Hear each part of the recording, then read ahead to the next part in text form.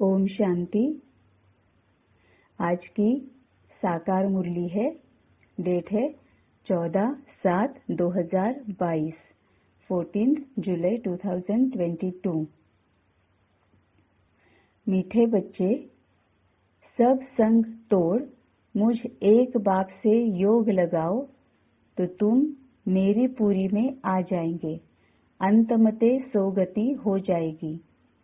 मीठे बच्चे, सब संग तोड़ मुझ एक बाप से योग लगाओ। मतलब योग लगाना है। जो हमारा योग मतलब ध्यान, स्मरण है ना। तो अभी जन्म जन्म से हम देहधारियों से योग लगाकर आए हैं, योग लगाते आए हैं, है ना। जिनकी याद में हम रहते हैं उनके साथ हम योग में रहते हैं। जिनसे हम याद से जुड़े हुए हैं उनके साथ हम योग से जुड़े हुए हैं। योग मतलब याद, है ना। तो अभी तक हमें इतने जन्मों जन्मों से आदत है कि हम देहधारियों के ही याद में रहते थे। देह और देह से संबंधित सभी बातें, है ना, जो स्थूल बातें जो है उनके ही याद में हम रहते आए हैं। मतलब उनके साथ ही हम योग में रहते आए हैं। अब बाबा कहता है उनके साथ का योग तोड़ना है और एक बाप से योग लगाना है। मतलब जो मन बुद्धि में जो स्थूल बातें चलती है, देह और देह से संबंधित बातें जो चलती है वो तोड़नी है। मन बुद्धि उनमें से निकालनी है, ममत्व निकालना है और सिर्फ एक बाप के साथ योग लगाना है, बाबा की याद में रहना है। तो सब संग तोड़ मुझ एक बाप से योग लगाओ तो तुम मेरी पूरी में आ जाएंगे। अब मेरी पूरी में मतलब शिवपुरी में। शिवपुरी मतलब परम धाम, निर्वाण धाम, शांति धाम, है ना। वहां पर तुम आ जाएंगे। मतलब तुम्हें लेकर नहीं जाना पड़ेगा, तुम अपने आप आ जाओगे। जबरदस्ती लेकर जाना और अपने आप चले जाना, इसमें बहुत फर्क होता है ना। तो बाबा के कहने का भाव ये है कि मीठे बच्चे, सब संग तोड़ मुझ एक बाप से योग लगाओ तो तुम मेरी पूरी में आ जाएंगे, है ना। मतलब भोग कर हमें नहीं जाना पड़ेगा, हम योग से जाएंगे बाबा की साथ याद में रहकर। अगर हम समय रहते अपने सभी खातों को खत्म करके अपने आप को कर्मातीत और संपूर्ण बनाकर बाबा की श्रीमत पर चलते रहेंगे और संपूर्ण बन जाएंगे समय रहते, तब हम बाबा की पूरी में चले जाएंगे, है ना। सम्मान के साथ चले जाएंगे। बाबा को लेकर नहीं जाना, जबरदस्ती लेकर नहीं जाना पड़ेगा। तो बहुत फर्क है, जो समझने की बात है।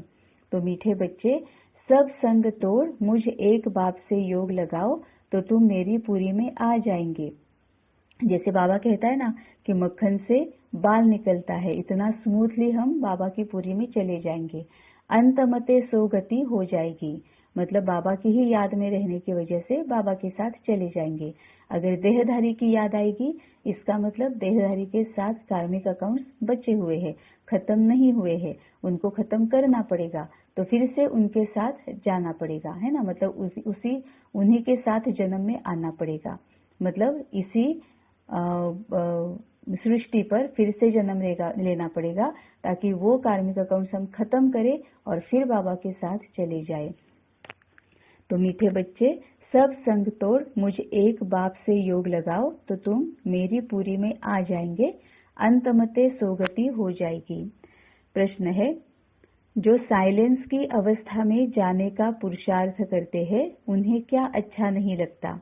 जो साइलेंस की अवस्था में जाने का पुरुषार्थ करते हैं उन्हें क्या अच्छा नहीं लगता? उत्तर है, उन्हें घड़ी का आवाज भी अच्छा नहीं लगता, क्योंकि स्वदेश इनकॉर्पोरियल वर्ल्ड में कोई भी आवाज नहीं है।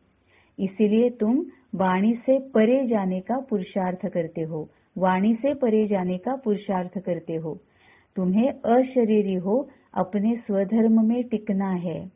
बाबा के देश को बाबा सहित याद करना है। जो साइलेंस की अवस्था में जाने का पुरुषार्थ करते हैं उन्हें क्या अच्छा नहीं लगता? उत्तर है, उन्हें घड़ी का आवाज भी अच्छा नहीं लगता, क्योंकि स्वदेश मतलब इनकॉर्पोरियल वर्ल्ड में कोई भी आवाज नहीं है। इसीलिए तुम वाणी से परे जाने का पुरुषार्थ करते हो। तुम्हें अशरीरी हो अपने स्वधर्म में टिकना है, बाबा के देश को बाबा सहित याद करना है। अब इसका मतलब है बाबा हमें बीज रूप स्थिति में, या फिर जो बाबा बोलता है ना कि स्वीट साइलेंस, उसमें टिकने के लिए बाबा बोल रहा है कि हम बीच बीच में अगर बीज रूप स्थिति में टिके रहते हैं, स्वीट साइलेंस में टिके रहते हैं, है ना, तो अपने आप आत्मा में इतनी शक्ति भर जाती है। क्योंकि कई बार ऐसे होता है ना कि काफी सारी सेवाएं होती है या फिर काफी सारा काम होता है, गृहस्थ में हम रहते हैं तो बहुत काम होता है, तो थक जाते हैं, अमृत वेला भी करते हैं, है ना, तो आराम कर नहीं पाते हैं। उस वक्त अगर हम इस स्थिति में चले जाते हैं, साइलेंस की अवस्था में चले जाते हैं, स्वीट साइलेंस या बीज रूप स्थिति में, तो फिर वहां पर हमें बहुत ज्यादा शक्तियां हम अपने आप में भर लेते हैं। तो थोड़े समय के लिए भी अगर हम उस स्थिति में रहते हैं तो काफी सारी शक्ति, हम एनर्जेटिक फील करते हैं। लेकिन बाबा कहता है उसके लिए क्या करना है, उन्हें घड़ी का आवाज भी अच्छा नहीं लगता। अब यहाँ पर बीज रूप स्थिति में रहना है या साइलेंस की स्थिति में रहना है, इसका मतलब कोई भी संकल्प नहीं। बाबा ये आवाज जो बोलता है वो वाणी से परे तो जाना ही है, लेकिन मन की भी आवाज वहां पर नहीं होती है। ना कोई दृश्य दिखता है, ना कोई साक्षात्कार होता है, ना हम कोई सेवा कर रहे हैं, ना हम कोई पुरुषार्थ कर रहे हैं। बस बाबा और हम और परम धाम में या फिर बाबा के साथ मन एकदम साइलेंट में बाबा के साथ लगा हुआ है ना। क्योंकि अगर हमें कोई दृश्य भी दिख रहा है, साक्षात्कार भी हो रहा है, तो भी हम वहां पर साइलेंट नहीं है। क्योंकि जो भी हमें दिख रहा है उसके ऊपर हम उसके अनुसार हमारे मन में कुछ ना कुछ तो चलते रहता है ना, कुछ हम देख रहे हैं, तो हम स्वीट साइलेंस में नहीं है, बीज रूप स्थिति में नहीं है। इसीलिए बाबा कहता है कि उन्हें घड़ी का आवाज भी अच्छा नहीं लगता, क्योंकि स्वदेश इनकॉर्पोरियल वर्ल्ड में कोई भी आवाज नहीं है। इसीलिए तुम वाणी से परे जाने का पुरुषार्थ करते हो, मुख की वाणी से भी, इस शरीर के वाणी से भी, और मन की संकल्प जो है, मन का संकल्प मतलब आत्मा की वाणी है, तो उससे भी परे जाने का पुरुषार्थ करते हो। तुम्हें अशरीरी हो अपने स्वधर्म में टिकना है, मतलब पूरा साइलेंट। बाबा के देश को बाबा सहित याद करना है, मतलब रहना तो साइलेंस में है, लेकिन फिर भी सामने बाबा है, बाबा का देश है, बाबा के देश को बाबा सहित याद करना है। सो नहीं जाना है ना, जगे हुए रहना है, लेकिन पूरे साइलेंट, स्वीट साइलेंस में, बीज रूप स्थिति में। गीत है, भक्तों की फरियाद सुनो। ओम शांति। भगवान वाच, यह है योग आश्रम। भगवान वाच मतलब भगवान कहता है, यह है योग आश्रम, तुम यहाँ बैठे हो योग कमाने। यह परमात्मा तुम आत्माओं से इन ऑर्गन्स द्वारा बात कर रहे हैं, मतलब ब्रह्मा बाबा के ऑर्गन्स द्वारा परम आत्मा तुम्हारे साथ, तुम आत्माओं के साथ बात कर रहे हैं। तुम आत्माएं अभी किसकी याद में बैठे हो? आत्मा कहती है, अहम आत्मा ततत्वम। हम सब आत्माएं उस परमपिता परमात्मा की याद में बैठे हैं। यह योग किसने सिखाया? भगवान वाच, मैं सभी आत्माओं का पिता हूँ अथवा फादर हूँ। मैं इस शरीर द्वारा तुमको योग सिखलाने के लिए टीचर बना हूँ, मतलब ब्रह्मा बाबा के शरीर द्वारा तुमको योग सिखलाने के लिए टीचर बना हूँ। यह तो सहज समझाते हैं, कहते हैं, जब जब अति धर्म ग्लानि होती है तब मैं आता हूँ। यह वही कल्प पहले वाले महावाक्य अति साधारण शरीर द्वारा रिपीट हो रहे हैं। यह तो सहज समझाते हैं, मतलब ब्रह्मा बाबा कहते हैं, जब जब अति धर्म ग्लानि होती है तब मैं आता हूँ। यह वही कल्प पहले महावाक्य अति साधारण शरीर द्वारा रिपीट हो रहे हैं। शरीर बहुत साधारण है ना, विकारी भी है, पतित भी है, बहुत साधारण है, लेकिन आत्मा, उसको ब्रह्मा का टाइटल मिला हुआ है ना। आत्मा को, आत्मा महान है, शरीर साधारण है। साधारण शरीर द्वारा रिपीट हो रहे हैं। कहते हैं, कल्प पहले भी यही महावाक्य उच्चारित है जिसकी गीता बनी हुई है। तो जब धर्म ग्लानि होती है अथवा अनेक धर्म आए उपस्थित होते हैं और देवता धर्म का एकदम नाम निशान गुम हो जाता है, देवता धर्म वाले अपने को हिंदू कहलाने लग पड़ते हैं। भल पूजते देवताओं को है लेकिन कहलाते अपने को हिंदू है। जैसे देवता धर्म के बदले हिंदू धर्म रिप्लेस हो जाता है, इसको कहते हैं धर्म की ग्लानि। जब धर्म ग्लानि होती है अथवा अनेक धर्म आए उपस्थित होते हैं और देवता धर्म का एकदम नाम निशान गुम हो जाता है। अब देवता धर्म का नाम निशान गुम हो जाता है मतलब क्या? आत्मा पूरी विकारी और पतित हो जाती है, क्योंकि आत्मा ही है ना जो देवताई गुण और शक्तियां और संस्कारों को धारण करती है। दैवी गुण दैवी संस्कारों को धारण करती है तो आत्मा देवता बन जाती है। अभी हम आत्माएं ब्राह्मण है ना, तो आत्मा ही है ना कि जो ब्राह्मण बनती है, देवता बनती है, क्षत्रिय बनती है, वैश्य बनती है, शूद्र बनती है। इसका ही मतलब जब देवता धर्म का नाम निशान गुम हो जाता है मतलब हम पूरे विकारी और पतित बन जाते हैं। देवता धर्म वाले अपने को हिंदू कहलाने लग पड़ते हैं। भल पूजते देवताओं को है लेकिन कहलाते अपने को हिंदू है। जैसे देवता धर्म के बदले हिंदू धर्म रिप्लेस हो जाता है, इसको कहते हैं धर्मग्लानि। क्योंकि हम अपने धर्म को भूल ही गए हैं, आत्मा धर्म को, देवता धर्म को पूरी तरह से, मतलब सभी ज्ञान को, शक्तियों को, दैवी गुणों को, दैवी संस्कारों को भूल जाते हैं।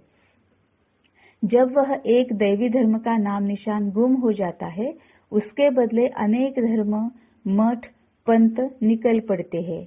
यह वही कल्प पहले वाली गीता रिपीट हो रही है। यह भगवान उवाच, दूसरा तो कोई कह नहीं सकता। वही आकर फिर वही गीता के महावाक्य रिपीट कर रहे हैं। यह महावाक्य और कोई शास्त्रों में नहीं है, गीता में है। भगवान उवाच, भगवान खुद समझाते हैं, कहते हैं जब अनेक धर्म हो जाते हैं, कलयुग की अंत आकर पहुंचती है, तब कल्प के संगम पर मैं आता हूँ, क्योंकि कलयुग को कहा जाता है तमो प्रधान, सतयुग है सतो प्रधान। कलयुग को कहा जाता है तमो प्रधान, सतयुग है तमो प्रधान। अब अगर यहाँ पर हम देखें तो जो धर्म की बात बाबा कह रहे हैं ना कि एक धर्म चला जाता है और बाकी के सभी धर्म आ जाते हैं, तो ये आत्मा के लिए भी है ना, क्योंकि आत्मा का जो देवता धर्म है वो निकल जाता है और बाकी क्षत्रिय, वैश्य और शूद्र धर्म आत्मा में आ जाते हैं। मतलब ही आत्मा बहुत ज्यादा जन्म बाय जन्म विकारी और पतित बन जाती है ना। तो कलयुग को कहा जाता है तमो प्रधान, सतयुग है सतो प्रधान, जहाँ परमपिता परमात्मा का गॉड गॉडेस राज्य अथवा देवी देवताओं का राज्य चलता है।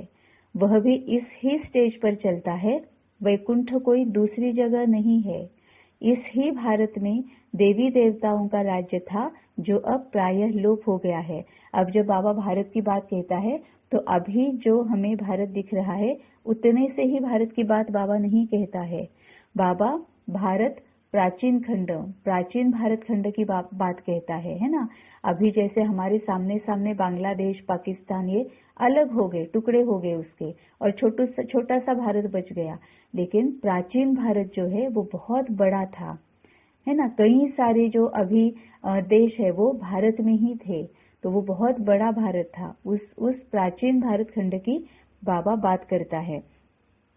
तो इस ही भारत में देवी देवताओं का राज्य था, जो अब प्रायः लोप हो गया है। परमात्मा को कहते हैं गॉड इज नॉलेजफुल। वह एक ही ज्ञान का सागर, आनंद का सागर, सुख का सागर है। उसके सिवाय और कोई में गॉडली ज्ञान है ही नहीं। तो दूसरा कोई को ज्ञानी कैसे कह सकते हैं? वह कहते हैं कि यह नॉलेज देने के लिए मुझे ही आना पड़ता है। जब तक वह स्वयं आकर नॉलेज न देवे तब तक कोई नॉलेजफुल बन नहीं सकता। मतलब अभी ये ब्रह्मा बाबा बोल रहा है कि वह कहते हैं, मतलब शिव बाबा कहते हैं कि यह नॉलेज देने के लिए मुझे ही आना पड़ता है। जब तक वह स्वयं आकर नॉलेज न देवे, मतलब शिव बाबा स्वयं आकर नॉलेज न देवे, तब तक कोई नॉलेजफुल बन नहीं सकता।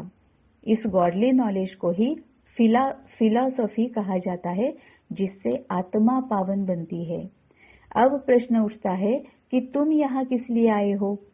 तुम कल्प पहले मुआफिक फिर से आए हो गॉड से गॉडली नॉलेज प्राप्त कर पावन बनने के लिए। यह नॉलेज प्राप्त करने के लिए इस गॉडली स्कूल में ज्वाइंट होना पड़ेगा। दूसरा कोई तो गॉडली नॉलेज नहीं दे सकता। वो कहते हैं हम सब में गॉडली नॉलेज है। कौन सी नॉलेज है? कह देते ईश्वर सर्वव्यापी है, लेकिन परमात्मा कहते हैं कि यह मिथ्या ज्ञान है। मैं तो सर्वव्यापी नहीं हूँ, मैं तो जो हूँ जैसा हूँ तुम बच्चों के आगे प्रत्यक्ष होता हूँ।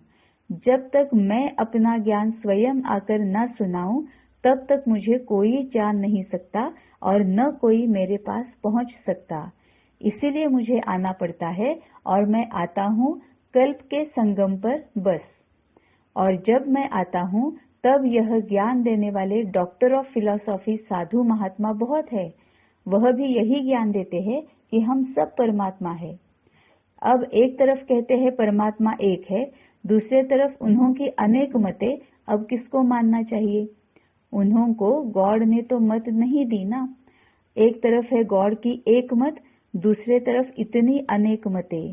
तब परमात्मा कहता है इतने सब अनेक मत को खलास कर एक मत स्थापन करने मुझे आना पड़ता है। कल्प कल्प का यह प्रोग्राम मेरा अनादि नूंधा हुआ है। दूसरे किंग आदि का तो 8-10 दिन का प्रोग्राम रखते हैं, लेकिन परमात्मा का तो कल्प कल्प का प्रोग्राम अनादि गीता में नूंधा हुआ है। ब्रह्मा के गुप्त वेश में ब्रह्मा तन में आकर कहते हैं कि मैं वही कृष्णपुरी स्थापन करता हूँ जहाँ होली गॉड गॉडेस, राजा रानी तथा प्रजा होते हैं। तो वह स्थापन कर फिर कृष्ण के रूप में वहां जन्म लेते हैं। तो वह स्थापन कर मतलब ब्रह्मा बाबा, वो शिव बाबा ब्रह्मा के तन का आधार लेकर वो स्थापन करता है। और फिर ये जो ब्रह्मा की आत्मा है वह फिर कृष्ण के रूप में वहां जन्म लेते हैं। यह तो बिल्कुल साफ बता रहे हैं बच्चे, अब वही गीता का एपिसोड रिपीट हो रहा है। मौत है सामने, इसीलिए सभी संग तोड़ मुझ एक परमात्मा से योग लगाओ, तो अंतमते सोगते होगी, तुम मेरी पूरी में आ जाओगे। परमात्मा इस तन में बैठ अपने बच्चों आत्माओं को कहता है, मीठे बच्चे, मैं अपने अनादि प्रोग्राम प्रमाण आया हूँ। अब विनाश सामने है, इसलिए मुझ बाप से योग लगाओ और सभी संबंधियों को भूल जाओ, अथवा सब दिवे बुझाकर एक दिवा जगाओ, तो मैं तुमको पापों से मुक्त कर अपने पास बिठा दूंगा। इस तन द्वारा स्वयं परमात्मा बोल रहे हैं। कैसा सहज समझाते हैं। कहते हैं भल घर में जाकर योग लगाओ, वापस तो सबको जाना है। ऐसे तो नहीं कि सिर्फ बूढ़े जाएंगे, बच्चे बच जाएंगे। देखो जापान में बॉम्ब छोड़ा तो छोटे बड़े जानवर पंछी सब मर गए, या सिर्फ बूढ़े मर गए। वह तो छोटी रिहर्सल थी। अभी तो बहुत इम्प्रूवमेंट हो रही है, देख रहे हो ना। बाबा ने कहा है देखो जापान में बॉम्ब छोड़ा तो छोटे बड़े जानवर पंछी सब मर गए, या सिर्फ बूढ़े मर गए। वह तो छोटी रिहर्सल थी, अभी तो बहुत इम्प्रूवमेंट हो रही है, देख रहे हो ना। बॉम्ब्स तैयार है, हिस्ट्री रिपीट अवश्य होगी। तो तुम मुझ परमात्मा को याद करो, दूसरा न कोई। मतलब अभी हमें अगर भोगनाओं से बचना है तो हर क्षण अंतिम क्षण समझ बाबा की याद में रहना है और पुरुषार्थ करते रहना है। पुरुषार्थ मतलब कोई भी कार्मिक अकाउंट क्रिएट किए बगैर, कोई भी गलत कर्म, वेस्ट वीक निगेटिव कर्म क्रिएट किए बगैर, पहले जो हमने बनाए हुए है ना, इतना सारा बोझा पहले से हमने जो बनाया हुआ है उसको खत्म करते जाना है। और वो जन्म जन्म का बोझा है। अभी हम सोच सकते हैं ना कि मन को संकल्प करने की आदत है, उसमें से भी ज्यादातर संकल्प हमारे वेस्ट वीक और निगेटिव ही होते हैं, और एक एक संकल्प मतलब कर्म है। तो हम सोच सकते हैं कि एक दिन में ही, मतलब अभी तो खैर हम बाबा के पास आए हैं तो इतने संकल्प हमारे होते नहीं है, बहुत कम संकल्प है अब तो। लेकिन जब बाबा के ज्ञान में जब तक नहीं आए थे तब तक तो पूरा मन में केओस चलता था, है ना। कितना मतलब समझ में नहीं आता था, ऐसे लगता था कभी कभी कि कैसे अब इन विचारों से मैं छूट जाऊंगी, कैसे इन विचारों को मैं स्टॉप करूंगी, है ना। ऐसी हमारी हालत होती थी। तो सोचने की बात यह है कि इतने सारे कर्म हमने क्रिएट किए हुए हैं और वो भी एक जन्म नहीं, जन्म जन्म के, है ना। तो हमें वही पुरुषार्थ करना है कि अब एक भी वेस्ट वीक या निगेटिव थॉट हम अफोर्ड नहीं कर सकते, क्योंकि पहला का ही इतना बोझा है। वही खत्म होते होते हमें पूरा मतलब हम हैरान परेशान हो जाते हैं ना। तो अब कोई भी वेस्ट वीक नेगेटिव थॉट नहीं क्रिएट करना है और पहले के सभी खाते खत्म करने हैं। जितनी बार हो सके दिन भर में उतनी बार जिसकी भी याद आ जाए, सबसे पहले फॉरगिवनेस प्रैक्टिस या फिर सकाश या फिर योगदान, और फिर ही अगर कोई सामने भी आता है, संकल्पों में आता है, सपने तक इतनी हमें आदत बन जानी चाहिए। बाबा जैसे कहता है ना कि मोह के रग निकाल दो, वैसे ये संस्कार हमारा रग रग में बस जाना चाहिए, नस नस में, कण कण में, कि सपने में भी अगर कोई दिखता है ना तो सबसे पहले हमें यही याद आना चाहिए कि बाबा, और फिर बाबा से उन्हें शक्ति दे रहे, योगदान दे रहे, और ये होता है ना। बाबा ही सबसे पहले याद आना चाहिए। इस तरह से ही करेंगे अगर हम, तभी पहले का जो बोझा है वो धीरे धीरे फिर खत्म होता जाएगा। और इसके साथ साथ हमें ज्यादा का कुछ भी क्रिएट नहीं करना है, तभी हम इसमें से छूट जाएंगे और बाबा के साथ प्यार से, सम्मान से, समय रहते भोगना भोगे बगैर, कम से कम भोगना भोगते हुए बाबा के साथ चले जाएंगे। तो बॉम्ब्स तैयार है, हिस्ट्री रिपीट अवश्य होगी। तो तुम मुझ परमात्मा को याद करो, दूसरा न कोई। जैसे मीरा को एक गिरधर ही याद था और सब लोक लाज कुल की मर्यादा छोड़ दी, वैसे ही तुम मुझ परमात्मा को याद करो, दूसरे जो मामा चाचा याद पड़ते हैं उसका संन्यास करो। अब संन्यास मतलब मन बुद्धि से संन्यास करना है। संन्यास मतलब स्थूल का नहीं, सबको छोड़कर भाग नहीं जाना है। मन बुद्धि से उन्हें निकाल देना है, या उनमें जो मन बुद्धि है, ममत्व है, वो निकाल देना है, उसका संन्यास करो। यह सब कलयुग के बंधन है। तुम मेरे से योग लगाने से ही मेरे से मिल सकते हो। जब अपने को बच्चा समझे, बाबा से योग लगाए, तब वो खुशी आवे, लेकिन उल्टा योग लगाते तो वह खुशी नहीं आती है ना। देह भान में आते हैं, देह के जो संबंधी है उन्हें रिश्तों की नजर से देखते हैं, तो बस विनाशी है वो सब। खुशी जो है, आनंद जो है, वो विनाशी है, अविनाशी नहीं है। क्योंकि थोड़ी देर के लिए बहुत खुशी होती है, कभी ना कभी जाकर ऐसे होता है कि है ये मैंने क्या किया, है ना। ये दुख मिलता ही है, अपमान मिलता ही है, परेशानी, चिंता, भय होती ही है। इसीलिए बाबा कहता है कि जब अपने को बच्चा समझे, बाबा से योग लगाए, तब वो खुशी आवे, लेकिन उल्टा योग लगाते तो वह खुशी नहीं आती। यहाँ बहुत आते हैं, कहते हैं हमारा मन वश नहीं होता, वह आनंद नहीं आता। अब आनंद का सागर तो परमात्मा है, उनसे योग लगाते नहीं तो आनंद कैसे आएगा। पास्ट कर्मों अनुसार सबको अपनी अपनी बुद्धि मिली हुई है, इससे परमात्मा क्या करे। पास्ट कर्मों अनुसार सबको अपनी अपनी बुद्धि मिली हुई है, इसमें परमात्मा क्या करे। परमात्मा तो सबको इकट्ठा पढ़ाते हैं। कोई तो यहाँ ही पढ़कर फिर पढ़ाने लग पड़ते हैं, कोई तो पहली पोथी में ही मूंझे हुए हैं, तो यह भी बुद्धि का चमत्कार है। क्लास में भी कोई पहला नंबर आते, कोई फेल होते हैं। क्यों? क्योंकि बुद्धि पर सारा मदार रहता है। इससे परमात्मा क्या करे, सबकी तीक्ष्ण बुद्धि करे तो सभी पहला नंबर आ जाए। मतलब जो भी होता है वो हमारे कर्मों के अनुसार होता है। हमने जो पीछे विकर्म किए हुए हैं, है ना, उसके अनुसार हमारे सामने अभी वो परिस्थितियां आती जाती है या उसके परिणाम आते जाते हैं। तो बाबा कहता है कि अगर ज्ञान भी समझ में नहीं आ रहा है तो वो तुम्हारे कर्मों का परिणाम है कि तुम्हारी बुद्धि में उतना ही बैठता है। अब इसमें बाबा कुछ नहीं कर सकता, है ना। लेकिन बाबा खुद कुछ नहीं कर सकता, लेकिन बाबा हमें विधियां बताता है ना। बाबा ने एक मुरली में तो इतना क्लियरली बताया था कि हम क्या करें तो हमें क्या मिलता है ना। बाबा ने साफ साफ वो बताया था, 7-8 बातें बाबा ने उसमें बताई थी कि तुम अगर ज्ञान का दान देते रहो तो तुम्हारी बुद्धि बहुत ज्यादा शार्प होती जाएगी, है ना। तुम अगर औरों को मतलब हॉस्पिटल्स अगर तुम खोलो, अब कौन सी हॉस्पिटल, रूहानी हॉस्पिटल अगर तुम खोलो तो तुम निरोगी बन जाओगे, तुम्हारी हेल्थ अच्छी होती जाएगी, है ना। ये बाबा ने कई सारी बातें बताई थी कि तुम क्या करो तो तुम्हें क्या मिल जाएगा, है ना। तो बाबा कहता है अगर तुम्हें बुद्धि में ज्ञान नहीं बैठता है तो ये तुम्हारे अपने कर्मों के अनुसार हो रहा है, लेकिन इसकी विधि क्या है वो जानकर वो करनी है। जब कोई पर ग्रहचारी होती है तो कितनी भी दवाई करो उसका असर नहीं होता, और जब उतरने का टाइम आता है तो मिट्टी चपटी से भी बीमारी ठीक हो जाती है। इसमें से बाबा ने बहुत एक ब्यूटीफुल मैसेज दिया है कि धीरज रखना है, सहन शक्ति बढ़ानी है ना, क्योंकि हमारे ही विकर्मों के परिणाम हमारे सामने आए हैं, जिस वजह से अभी तीव्र पुरुषार्थ करने में कुछ कुछ अड़चने आती है। तो धीरज रखना है।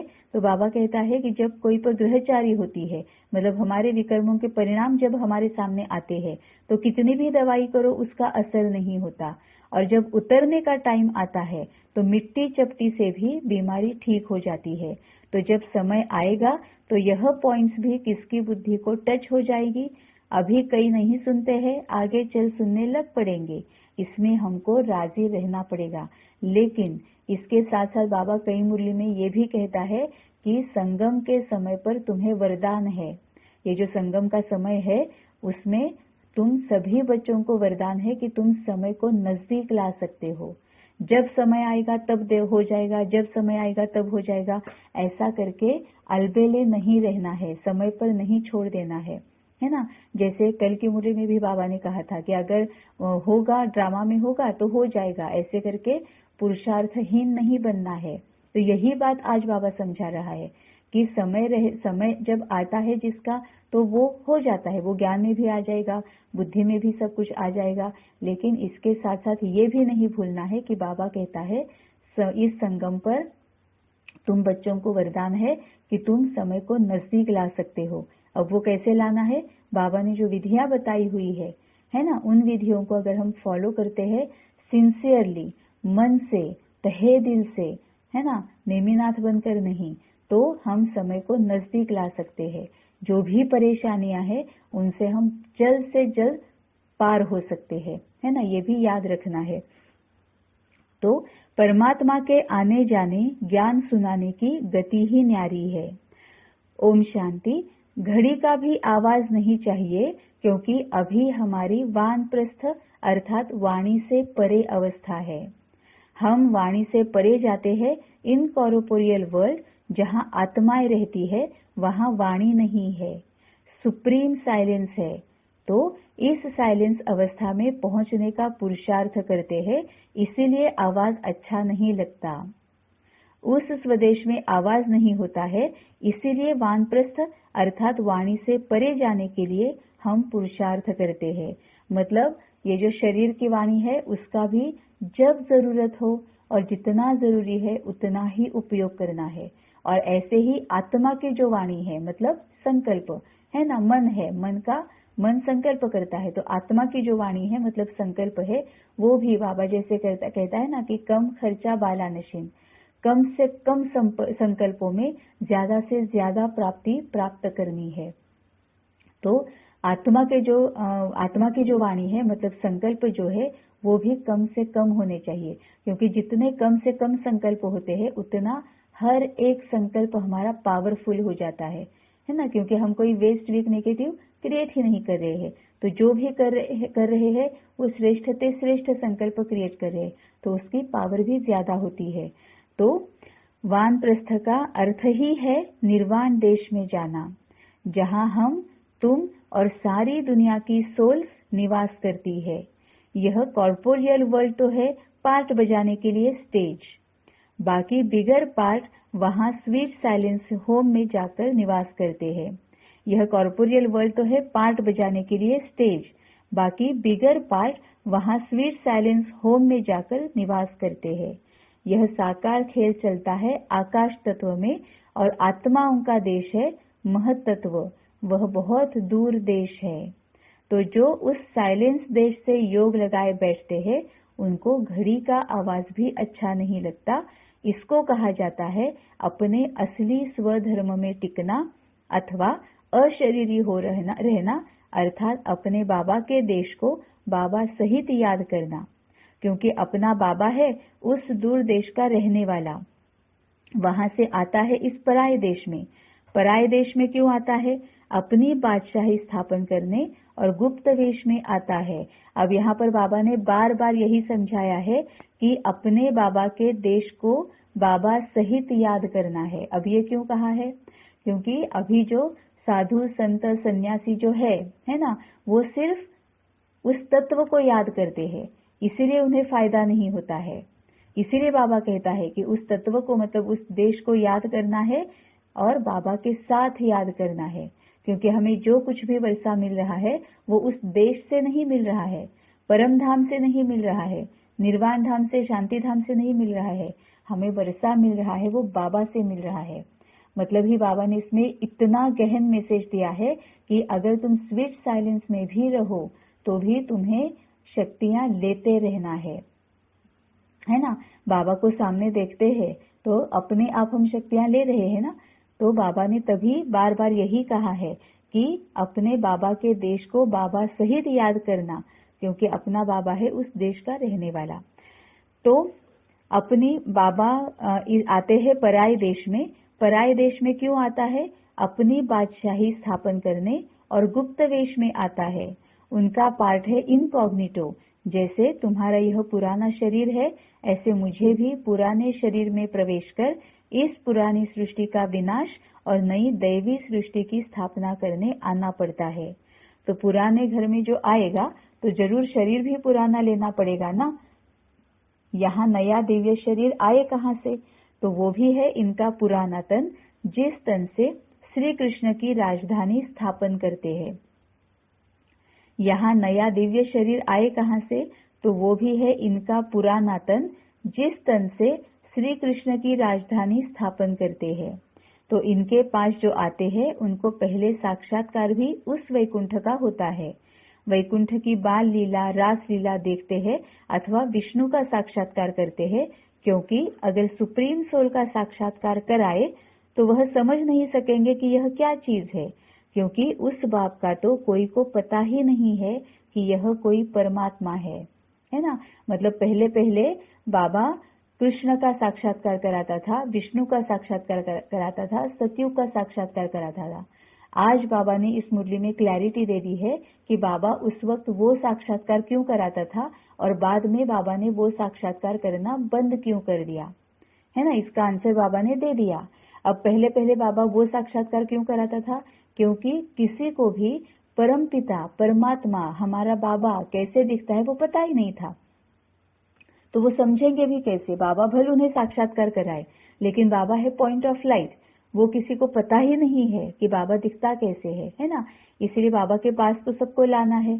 तो अगर वो कृष्ण को तो सब जानते थे, कृष्ण की प्यार में बिल्कुल मतलब खोए हुए रहते थे, बहुत ज्यादा कृष्ण से प्यार करते थे, है ना। इसीलिए फिर बाबा ने कृष्ण का, सतयुग का और इन सब का साक्षात्कार कराया।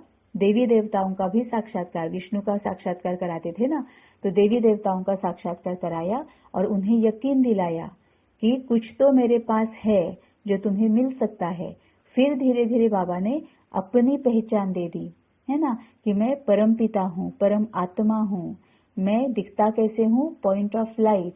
तुम भी दिखते कैसे हो? Point of light. तुम आत्मा हो, मैं परम आत्मा हूँ, है ना। दिखने में मैं पॉइंट ऑफ लाइट हूँ।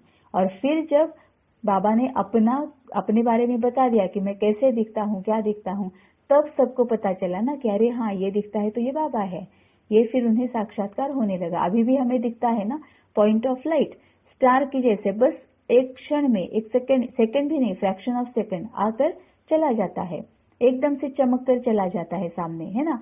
कभी सफेद होता है, शाइनिंग ब्राइट, शाइनिंग व्हाइट होता है ना। तो कभी शाइनिंग रेड होता है, कभी शाइनिंग ऑरेंज होता है ना। तो एकदम से इस तरह से पॉइंट ऑफ लाइट चमक के चला जाता है। तो अब हमें पता है कि वो बाबा है, लेकिन पहले वो उनको पता नहीं था। अभी हमें क्यों पता है? क्योंकि इतनी एडवांस टेक्नोलॉजी है, तो उसके थ्रू हमें बना बनाया खाना मिल रहा है ना, पका पकाया खाना मिल रहा है। हमें बस को हजम करना है, डाइजेस्ट करना है ना। इतना आसान है अभी हमारे लिए। लेकिन वो जो थे 350 बच्चों के साथ जो ब्रह्मा बाबा रह रहे थे, शिव बाबा उन सबके साथ जब रह रहे थे, तो एडवांस टेक्नोलॉजी नहीं थी। तो सब कुछ इस तरह से धीरे धीरे धीरे समझाना पड़ता था। समझाने भी मुश्किल होती थी, समझने में भी मुश्किल होती थी, है ना। इसीलिए बाबा कहता है कि इनके पास जो आते हैं उनको पहले साक्षात्कार भी उस वैकुंठ का होता है। वैकुंठ की बाल लीला, रास लीला देखते हैं अथवा विष्णु का साक्षात्कार करते हैं, क्योंकि अगर सुप्रीम सोल का साक्षात्कार कराए तो वह समझ ही नहीं सकेंगे कि यह क्या चीज है, क्योंकि उस बाप का तो कोई को पता नहीं है कि यह कोई परमात्मा है। भल पूजा करते हैं लेकिन जानते कोई नहीं। हम लिंग की पूजा करते हैं ना, शिव की, परमात्मा की लिंग की पूजा करते हैं, तो ये पॉइंट ऑफ लाइट है, ये कोई जानते नहीं थे। वो कहते हैं परमात्मा सर्वव्यापी है, तो सब परमात्मा हो गए। बाकी शिवलिंग के ऑक्यूपेशन का तो कोई को पता नहीं कि यह हमारा परम पिता है, जो आकर स्थापना, विनाश, पालना करने अर्थ 3 रूप धारण करते हैं।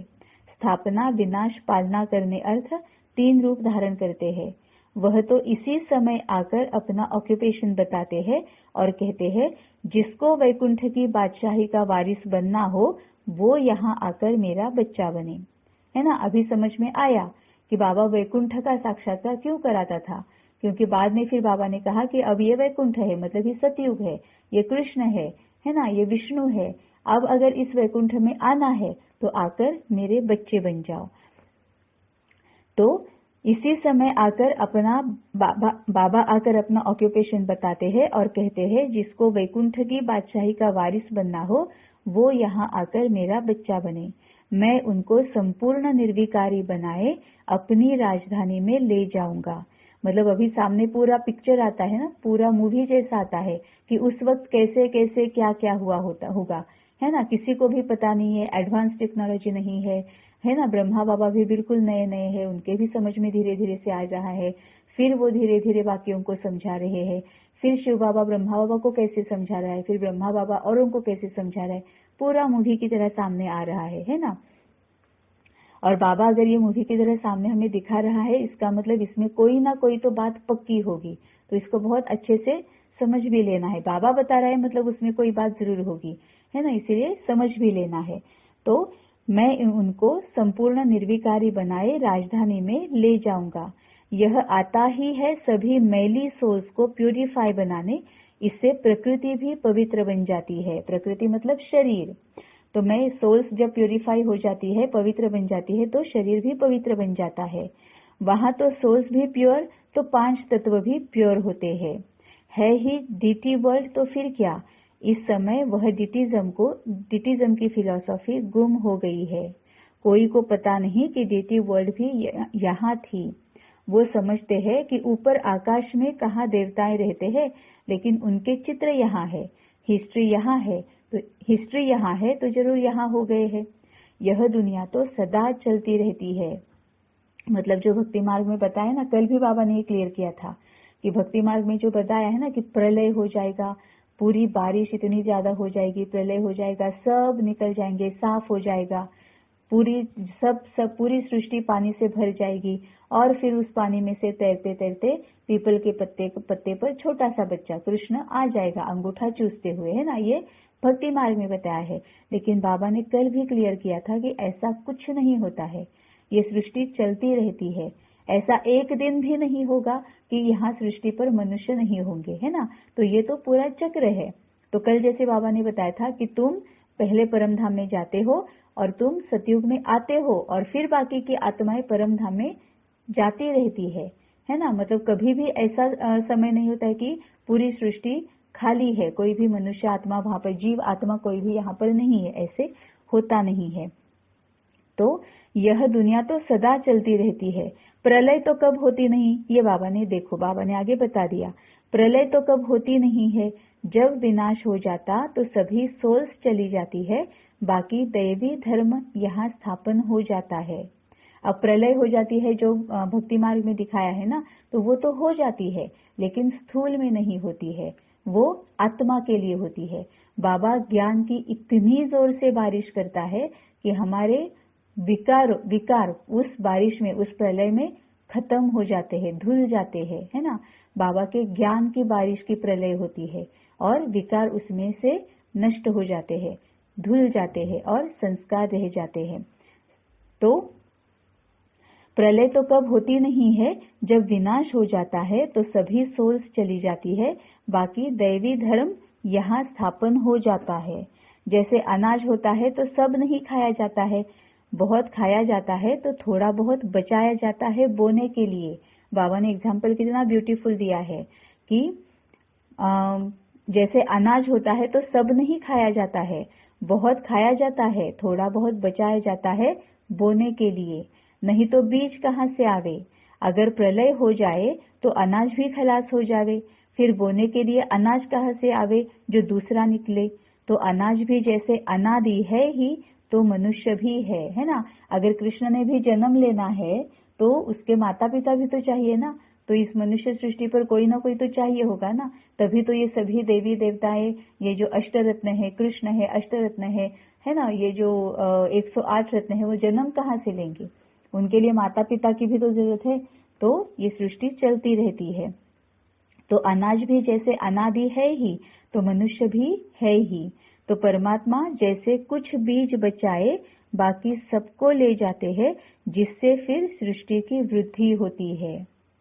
तो परमात्मा जैसे कुछ बीज बचाए बाकी सबको ले जाते हैं, जिससे फिर सृष्टि की वृद्धि होती है। बाप कहते भी है कि मैं अनेक धर्म विनाश कर एक धर्म स्थापन करता हूँ, ऐसे तो कहते नहीं कि मैं प्रलय कर देता हूँ। यह सबका अंतिम जन्म है, फिर मृत्युलोक में कोई का जन्म नहीं होगा, सब चले जाएंगे। अब मृत्युलोक में जन्म नहीं होगा मतलब विकार का जन्म किसी का भी नहीं होगा, सब अब योग से या भोग से पावन बनकर परमधाम में बाबा लेकर ही जाएगा। यह सबका अंतिम जन्म है, फिर मृत्युलोक में कोई का जन्म नहीं होगा, सब चले जाएंगे। उसमें थोड़े बीज बच जाते हैं, जिससे धीरे धीरे बढ़कर त्रेता के अंत तक 33 करोड़ देवी देवताएं होते हैं। फिर दूसरे धर्म नंबरवार आते जाते हैं, उनमें भी ऐसे ही धीरे धीरे वृद्धि होती जाती है। यह ड्रामा का राज भी तुमको ऑलमाइटी बाबा ही आकर बताते हैं, इसीलिए इसको कहा जाता है गॉडली नॉलेज। दूसरा कहीं भी यह नॉलेज तुमको नहीं मिलेगी। भल कितना भी घूमो, किसको इस नॉलेज का पता ही नहीं है, वो बस इसी समय ही तुमको यहाँ मिल सकती है। परमात्मा यहाँ दैवी सीजरा बना रहे हैं। परमात्मा कहते हैं अगर तुम्हें उस रॉयल घराने में आना है तो अपना सब मेरे हवाले कर दो। मतलब बाबा दैवी वंशावली बना रहा है ना, तो परमात्मा यहाँ दैवी सीजरा बना रहे हैं। परमात्मा कहते हैं अगर तुम्हें उस रॉयल घराने में आना है तो अपना सब मेरे हवाले कर दो, तो मैं उसे प्यूरिफाई बनाए वैकुंठ में रिटर्न कर दूंगा। तो मैं उसे प्यूरिफाई बनाए वैकुंठ में रिटर्न कर दूंगा। यह तो जानते हो बाबा अभी आए हैं, फिर कल्प बाद आएंगे, घड़ी घड़ी तो नहीं आएंगे। कहते हैं बच्चे हम आए हैं तुमको स्वच्छ होली बनाने। वाइसलेस को ही होली कहा जाता है। वाइसलेस मतलब जो विकार से मुक्त है, वाइसेस मतलब विकार, वाइसलेस को ही होली कहा जाता है। बाकी यह जो बीड़ी सिगरेट शराब आदि पीते रहते हैं उनको होली नहीं कह सकते। तुमको तो बाबा शिक्षक बनकर पढ़ाते भी है तो बाप बनकर संभाल भी करते हैं। तुमको इनसे डबल आशीर्वाद मिलती है, गुरु की भी तो बाप की भी, गुरु की भी तो बाप की भी, दोनों का वर्षा तुम ले रहे हो। वो ऑलमाइटी बाबा इस तन द्वारा तुम्हारी स्थूल सूक्ष्म परवरिश करते रहते हैं, इसीलिए कहते हैं कि इसके हवाले कर दो। अब इसमें बाबा ने बहुत बड़ी बात बताई है। वो ऑलमाइटी बाबा इस तन द्वारा तुम्हारी स्थूल और सूक्ष्म परवरिश करते रहते हैं, इसीलिए कहते हैं कि इसके हवाले कर दो, है ना। स्थूल परवरिश भी बाबा कहता है, बाबा को बताता है ना कि दाल रोटी तुम्हें कम नहीं पड़ेगी, चाहे जो भी हो जाए, लेकिन दाल रोटी की चिंता कभी मत करना, बस सब कुछ तुम्हारा मेरे हवाले कर दो। जो तो ज्ञान अमृत से पवित्र बनाए अपने साथ ले चलूंगा, तो ज्ञान अमृत से पवित्र बनाए अपने साथ ले चलूंगा, इसे ही कहा जाता है जीते जी मरना। लेकिन यह तो बहुत मीठा मौत है जो अपने असली बाप की गोद में आ जाते हैं। है ना। अभी बाबा ने क्या कहा कि इसे ही कहा जाता है जीते जी मरना, मतलब मन बुद्धि से सभी सगे संबंधी, मित्र संबंधी, है ना, इन सबको मन बुद्धि से निकाल देना। जीते जी मरना इसका मतलब क्या है कि पिछले जन्म में, है ना, पिछले जन्म में भी हम जब वहां से हमने देह छोड़ा और इस देह में आ गए, तो पिछले जन्म में जब देह छोड़ा तो सब कुछ भूल गए ना। अब कुछ भी याद नहीं है कि पिछले जन्म में मेरे सगे संबंधी कौन थे, मित्र संबंधी कौन थे, मैं कहाँ रहती थी, क्या करती थी, कुछ भी याद नहीं है, सब कुछ भूल गए हैं। लेकिन वो तो वहां से देह छूटा इसीलिए भूल गए। अब बाबा कहता है कि वो जैसे देह छूटने की वजह से भूल गए, वैसे यहाँ पर जीते जी भूल जाओ।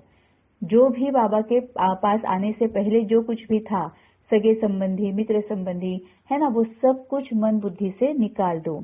तो इसे ही कहा जाता है जीते जी मरना। लेकिन यह तो बहुत मीठा मौत है जो अपने असली बाप की गोद में आ जाते हैं, है ना।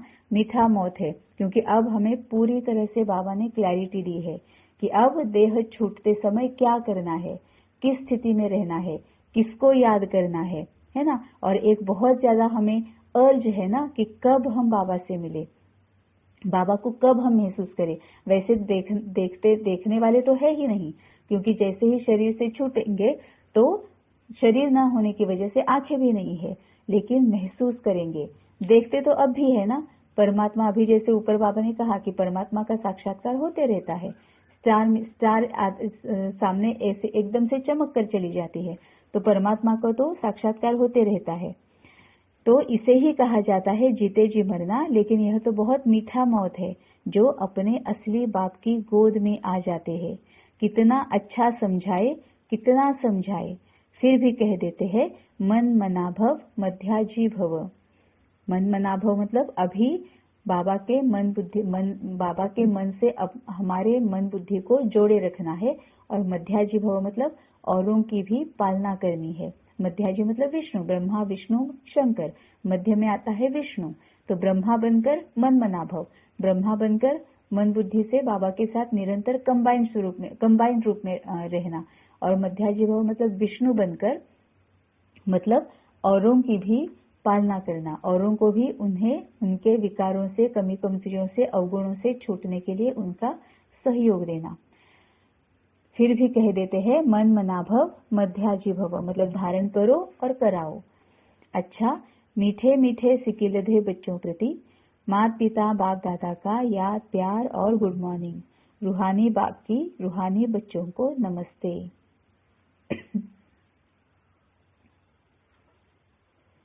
धारणा के लिए मुख्य सार, पहली पॉइंट, अपने असली स्वधर्म में टिक अशरीरी बन बाबा के देश को बाबा सहित याद करना है, साइलेंस में रहना है।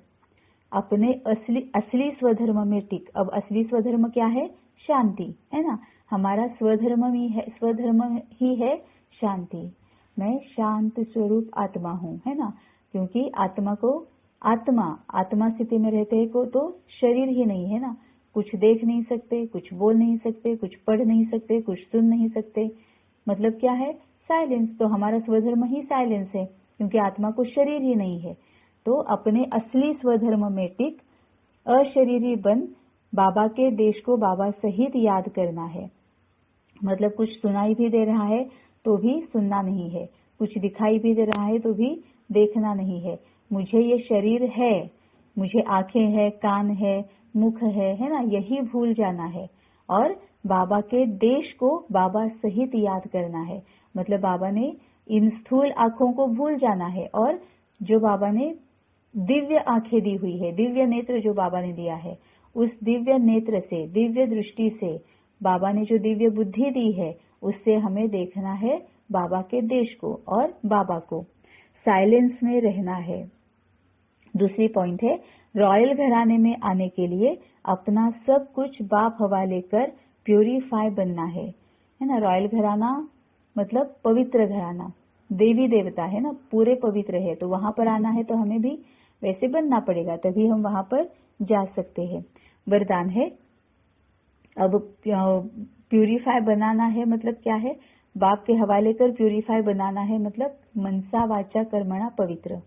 वरदान, बाप द्वारा प्राप्त हुए सर्व खजानों को कार्य में लगाकर बढ़ाने वाले ज्ञानी योगी तू आत्मा भव। बाप द्वारा प्राप्त हुए सर्व खजानों को कार्य में लगाकर बढ़ाने वाले ज्ञानी योगी तू आत्मा भव। बाप दादा ने बच्चों को सर्व खजानों से संपन्न बनाया है, लेकिन जो समय पर हर खजाने को काम में लगाते हैं उनका खजाना सदा बढ़ता जाता है। बाप दादा ने बच्चों को सर्व खजानों से संपन्न बनाया है, लेकिन जो समय पर हर खजाने को काम में लगाते हैं उनका खजाना सदा बढ़ता जाता है। वे कभी ऐसे नहीं कह सकते कि चाहते तो थे लेकिन हो गया, चाहते तो नहीं थे लेकिन हो गया। खजानों से संपन्न ज्ञानी योगी तू आत्माएं पहले सोचती है फिर करती है। उन्हें समय प्रमाण टच होता है, वे फिर कैच करके प्रैक्टिकल में लाती है। 1 सेकंड भी करने के बाद सोचा तो ज्ञानी तू आत्मा नहीं कहेंगे। मतलब थोड़े दिन पहले मुरली में बाबा ने मैं मास्टर सर्वशक्तिमान हूँ, इस स्वमान को कैसे धारण करना है, कैसे यूज करना है, कैसे प्रैक्टिकल में लाना है, जीना है कैसे, वो बताया था ना। वैसे ही यहाँ पर अभी आज बाबा बता रहा है कि बाप दादा ने बच्चों को सर्व खजानों से संपन्न बनाया है, लेकिन जो समय पर हर खजाने को काम में लगाते हैं उनका खजाना सदा बढ़ता जाता है ना।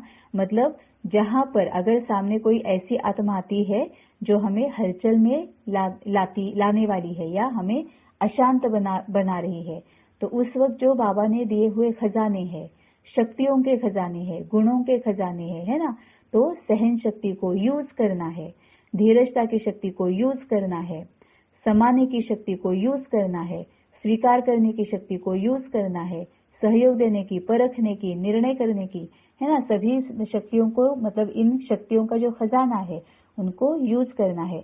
गुणों का जो खजाना है, सच्चाई, सफाई, निर्मलता, है ना, सच्चाई मतलब वो उस खजाने को यूज करना है। सफाई मतलब अगर सामने कोई आत्मा आती भी है जिनके साथ हमारा कड़ा कार्मिक अकाउंट है, लेकिन इस सच्चाई के गुण को यूज, सफाई के गुण को यूज करना है। उन्हें रिश्ते की नजर से नहीं देखना है ना। वो उनके साथ हमारे पिछले कोई कर्म है, इस वजह से वो हमारे इस जन्म में इस रिश्ते में है। लेकिन अगर हम रिश्ते की नजर से देखेंगे तो मन को साफ नहीं रख पाएंगे, पिछली बातें याद आती है, इसीलिए आत्मा ही देखना है। तो सच्चाई और सफाई कि कुछ भी मन में पकड़ा हुआ नहीं है, कोई शिकायत नहीं है, कोई कड़वाहट नहीं है, बस ये आत्मा है, मैं आत्मा हूँ, परमात्मा से मन बुद्धि से जुड़कर इस आत्मा को योगदान देते रहना है ना। तो उनका जो हर खजाने को काम में लगाते हैं उनका खजाना सदा बढ़ता जाता है। वे कभी ऐसे नहीं कह सकते कि चाहते तो नहीं थे लेकिन हो गया। खजानों से संपन्न ज्ञानी योगी तू आत्माएं पहले सोचती है फिर करती है। मतलब क्या देखना है, क्या सुनना है, क्या पढ़ना है, क्या बोलना है, पहले सोचती है फिर करती है। मतलब पूरे कर्मेंद्रियों पर उनका अधिकार है, मन बुद्धि पर उनका अधिकार है, वो उनके अधीन नहीं है। जो भी सामने आ रहा है, देख रहे हैं, उसके ऊपर संकल्प कर रहे हैं, मन संकल्प कर रहा है ना। बुद्धि कुछ भी सामने दिखा रही है, मन उसके पीछे भाग रहा है, ये नहीं, अधीन नहीं है, वो अधिकार में है। स्थूल और सूक्ष्म कर्मेंद्रियों पर उनका आत्मा का अधिकार है। उन्हें समय प्रमाण टच होता है, वे फिर कैच करके प्रैक्टिकल में लाती है। मतलब मन बुद्धि निरंतर 24/7 बाबा के साथ कंबाइंड स्वरूप में, तभी उन्हें समय प्रमाण टच होता है, वे फिर कैच करके प्रैक्टिकल में लाती है ना। मतलब एंगेज नहीं रहते हैं ना हम स्थूल बातों में, देह और देह से संबंधित बातों में हम अगर एंगेज रहेंगे तो फिर बाबा के साथ जुड़ कैसे पाएंगे। बाबा जो हमें दे रहा है, टचिंग दे रहा है, वो कैच नहीं कर पाएंगे क्योंकि यहाँ पर हम एंगेज है ना। फोन जैसे एंगेज होता है तो कोई अगर हमें फोन कर रहे हैं, हम किसी और के साथ बात कर रहे हैं तो उन्हें हमारा फोन लगेगा नहीं। वैसे ही बाबा हमारे साथ बात करना चाहता है, लेकिन हम अगर देह और देह से संबंधित बातों में अगर हम एंगेज है तो बाबा क्या बात कर रहा है हमें सुनाई नहीं देगा, हम उसको कैच ही नहीं कर पाएंगे। तो समय प्रमाण टच भी नहीं होगा। तो अगर हम बाबा के साथ जुड़े हुए रहेंगे तो उन्हें समय प्रमाण टच होता है, वे फिर कैच करके प्रैक्टिकल में लाती है। 1 सेकंड भी करने के बाद सोचा तो ज्ञानी तू आत्मा नहीं कहेंगे। 1 सेकंड भी करने के बाद सोचा तो ज्ञानी तो आत्मा नहीं कहेंगे, क्योंकि पहले किया और फिर सोचा। इसका मतलब क्या है?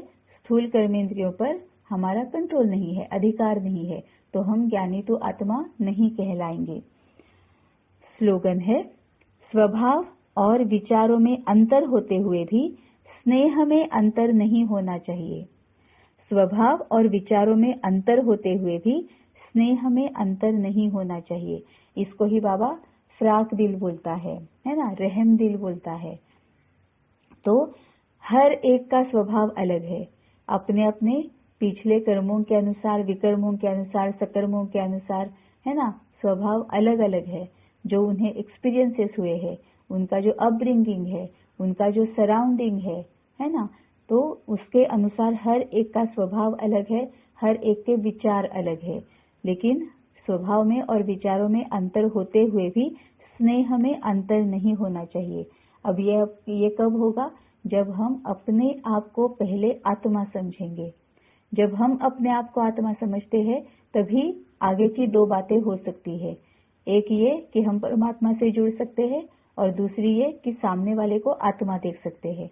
और अगर हम परमात्मा से जुड़कर सामने वाले को आत्मा देख रहे हैं तभी ये होगा कि हर एक के प्रति स्नेह होगा, है ना।